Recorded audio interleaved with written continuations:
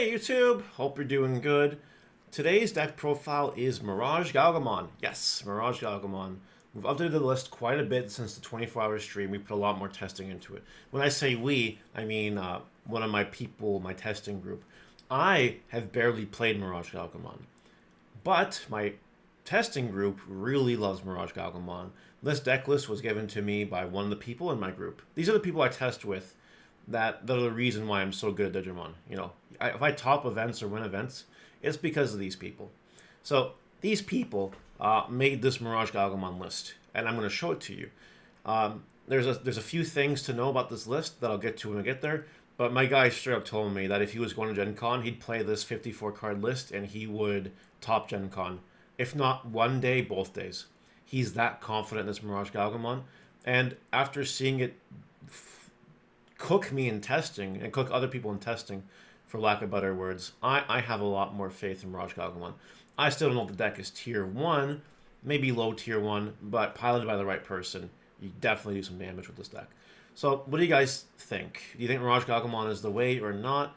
Let me know what you think after you see the deck profile in the comments. Also, please like and subscribe and turn on notification bells, mashed potatoes. That way you know when those amazing Digimon videos go live. Alright, let's go do it. Alright, the egg of choice is Wanyamon. When attacking once per turn, you draw a card if you're a blue tamer in play. This is used to help you deck thin, and it's used to help you kind of unbrick yourself. Like the example here is you draw your turn one hand, it's got a rookie, it's got a tamer, the rest of the hand kind of dicey. You evolve your rookie, you play your tamer, turn 2, you promote, you swing, you draw a card, you deck thin a little bit more. Turn 3, you start building up a new stack in the back, and then turn 4, you just kind of win the game. Or turn 5 or whatever. That's the whole strategy behind Wanyamon. That's how you do it. And you don't need any other eggs to do that, to be honest. Now, on to rookies. The best rookie in the deck is 4 copies of the EX4 Gaomon. If you play it, both players draw a card. Okay. And then additionally to that, when an effect causes your opponent to add cards to their hand, you get a memory once per turn.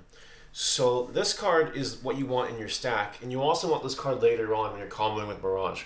So you have to play 4 copies with it just to get that maximum value. Then we're on 4 copies of this Gaomon. This Gaomon on play rules top 3 cards, and you add a Digimon card with Gaogamon in its name and a blue tamer to your hand. Its inheritable is kind of okay, it just bounces a 3 to the hand. Again, might be relevant in getting your opponent's hand size up. It could be relevant. So we play 4 copies of it for the consistency and for the bounce. And then the last rookie we play is just 3 copies of this Gaomon. It's the BT13 one. When attacking, both players draw a card. And all turns, it gets a 1000 DP boost if you have 8 or more cards in your hand, which you will. So that could be annoying in tandem with the blocker ability of one of the one level 5 Gaogamons, which is why we're playing that inheritable. The way you try to set up your stacks in this deck, from what I've been told, you either like get this stack going and this is your victory stack, or you get this stack going with like a blocker source. You make it so your opponent can't really deal with your big level 6 blocker, and then you try to finish it off the following turn. So this Gaomon is objectively the worst, but it is really good and it is really niche and makes it really hard for your opponent to get over it. So that's it for the rookies. We do play 11 of them, which is fine with mulligans, not a big deal. Now on the champions, we play 4 copies of this Gaogamon. This one is the AX4 one. It's also the best one. The window revolving bounces a card level 3 or lower to hand. Not super relevant. It's the inheritable. When attacking, gain memory. Your turn gain memory if your opponent adds a card to their hand. So you will make them do that a lot. And Gaogamon's just there gaining memory. So ideally, you have this Gaomon and this Gaogamon in the stack. You're gaining 2 memory whenever you add a card to their hand once per turn. Free memory is really, really, really good. We play 4 of this Gaogamon. Windage Evolving, if you don't have a tamer, a Thomas in play, you play a Thomas from your hand. It's just one of those cards. We got him in BT12, I believe. This is the BT13 card, BT13 Gaogamon. It's kind of okay. It also has the all turns effect that gives you 1000 if your opponent has 8 or more cards in hand. So again, that's for your suboptimal stack. That's really what it's there for. If you have a blocker stack going, you can't win the game. Big blocker will be hard to deal with. And then 1 random copy of the BT11 Gaogamon. When attacking, if your opponent has 8 or more cards in hand, gain memory. That has never been used. We play. It's played really because we just need 1 more champion for numbers and ratios' sake. The one attacking is good though because it does bounce a level 3 to the hand. And that's good. That is really, really good because they have some threes chilling on the board, and Gaogamon just puts them back. It is the worst champion, but we want a 9th champion, so there it is. Now we move on to the ultimates. For the ultimates, we play 4 copies of the BT13 Mac Gaogamon. This card is really, really good. When Digivolving until the end of your opponent's turn, it gains blocker. And then it gets additional 2000 DP for every 4 cards in your opponent's hand. So if your opponent has 8 or more cards in hand, all of a sudden this is an 11k blocker. It's more if you evolve it into a MirageGaogomon. Really big blocker, really annoying to deal with. And then the inheritable here is what makes it really, really good. It's on all turns, when an effect adds a card to your opponent's hand, unsuspend this Digimon. So that let's say that you do like a Mirage swinging turn, right, with this inheritable. You attack them a bunch, you can't finish them off. Now, at any point in time, if the opponent decides to add a card to their hand, any means, it could be an on-play search, it could be a memory boost, it could be a cool boy ad, like whatever. All of a sudden, you unsuspend. And that could be really scary. So, yeah, you can also do it during your turn to get an extra attack, which is also kind of what it's there for. So yeah, 4 copies of that card because it's really good. And we're down to 3 copies of the EX4 Mac Gaogamon. When evolving, bounce a 4 lower to the hand, actually comes up sometimes. And then when attacking once per turn, if opponent has 8 or more cards in hand, unsuspend. So all our level 7s, just unsuspend your guy. Very, very easily. And that's kind of the point. It gives you an extra attack on top of all the attacks you're going to get.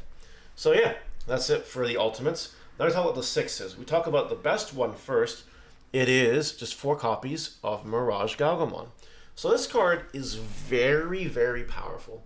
It has a when Digivolving effect that returns an opponent's level 5 or lower to the hand. And if they don't, you bounce a card from top of the security to the hand. I don't have to tell you why that card's really good, right? You're hoping you evolve this and they don't have any 5 or lows on the board so that you can make it really easy to win. Plus, it's just one less security that can't flip over that might screw you over. So that card's really good.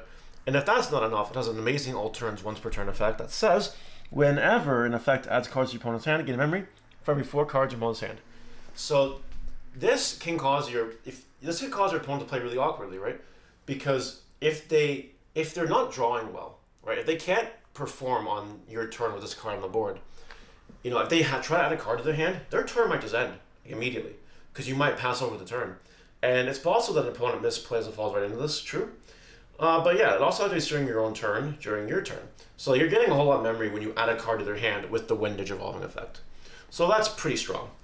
And the last level 6 we're playing is actually only 1 copy of the new MirageGaogomon in BT13. It has evade, which is fine. We play the 1 copy because when you evolve, you bounce a Tamer to hand. And then if you do that, you play a Tamers from your hand. It's a very situational card. It's good against decks like Shine. And that's, you know, any deck that needs its Tamers, this card is good against. The problem is this card doesn't really win you the game. It's just a control card. Ideally, 90% of the time, when you want to go into burst mode, you want this MirageGaogomon first. That one, it's okay. Like it's a fine card, but it's just not going to help you win. This card also does nothing on your opponent's turn, whereas this card can gain you memory or cause your opponent to play awkwardly. So yeah, that's why we play that ratio. And then for the level 7s, we are on 4 copies of Mirage Burst Mode. I've said this for like the last 2 deck profiles I've done with Burst Modes. The Burst Mode is the most powerful card in your deck. It's your win button. You want to see it. In this deck, you really want to see it for a reason we're going to talk about. So you either evolve for 5 or evolve for 0 or return a Tamers to your hand. That's fine. When you evolve, you return one of your opponent's Digimon to the hand. You get a memory for every 4 cards in your opponent's hand. So it's basically a burst evolution that gains you memory, which is crazy. And then when attacking, this is the when attacking ability is why this card and why this deck is so revered as good as it is. When attacking, if your opponent has 8 or more cards in hand, 9 or more cards in hand, by bouncing cards to your opponent's hand without looking to the bottom of the deck, so that 8 remain, you unsuspend this Digimon. So this is really good with the cards that make your opponent draw cards. And there's quite a few of them in the deck, as you've seen. So you can just get off multiple swings with Mirage Burst Mode. You can literally take your opponent from 5 to game. We've seen it. We've done it in testing. Like, I've been on the opposite end of that. 5 security just to being killed. because they're saving their resources and they get one burst mode turn and that's all they need. So yeah, 4 copies of that because the card's broken. And now we're gonna move on to the Tamers. For the Tamers, we are playing 4 copies of the original Thomas. Original Thomas here has an on-play draw a card, which is nice. And then during the main, if you, opponent, has 8 or more cards in hand, you may suspend this Tamer to unsuspend 1 of your Gal cards. Now this card is very good because in tandem with Mirage Burst Mode, this card here, you might get to a point where you can no longer add cards to their hand. And that's where this Thomas comes in, because you suspend it to unsuspend it. And if you have multiple of this Thomas on the board, you do it multiple times. So it gives you additional swings. This deck is really Thomas reliant. It needs its Thomases to perform, but this Thomas is objectively just the better one. And then next deck choice, we're playing only 3 copies of the Memory Tamer BT13 Thomas. Besides the Memory Tamer part, during your turn, when one of your Digimon with Gaomon or Gaogamon in its name attacks, you suspend this Tamer, both players draw a card. Again, so like you try to save that for when you get burst mode on the field, right? You swing with the burst mode, you use the your turn effect to make them draw a card, and then you use the Mirage burst mode to put a card back and not suspends. And that's kind of what it's there for. We were playing 4 copies of this in the most recent version, but given that Royal Knights just had an amazing representation at the PPG regionals, we took out 1 Thomas and we are back to 1 copy of Nikolai. This gives a start and main phase jamming. This matters because of Royal Knights. You do not want to potentially run into an Omnimon insecurity, and that's why it's there. The jamming could save you against Royal Knights from losing by going all in on security, by giving you that jamming. And also it gains you memory when you add a card to your opponent's hand once per turn. That's fine. The card's pretty good. So yeah, 1 copy of it just for the Royal Knight matchup is okay. Then for options, there's 6 cards left in the deck. We play 2 copies of Blue Boost. Blue Boost is a very powerful card that can add card to your hand and delay it for memory. Now we were playing 4 of it, but we had to cut 2 copies of it to play this. The 4 copies of Sorai. Okay, this card may be one of the best cards in Digimon.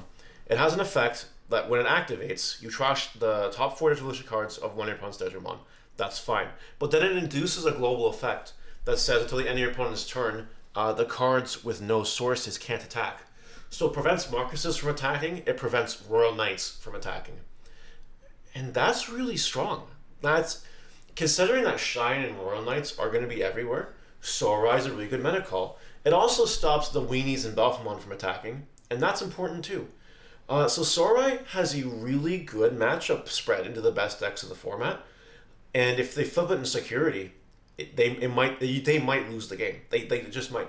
It's like when we played Holy Flame and Yellow Hybrid, 4 copies of it. If you flip Holy Flame in security, they might just lose the game right there. Sorai is kind of the same application. You can activate it, no problem. Alternatively, you can just let it be in security and flip it over and hope it's there.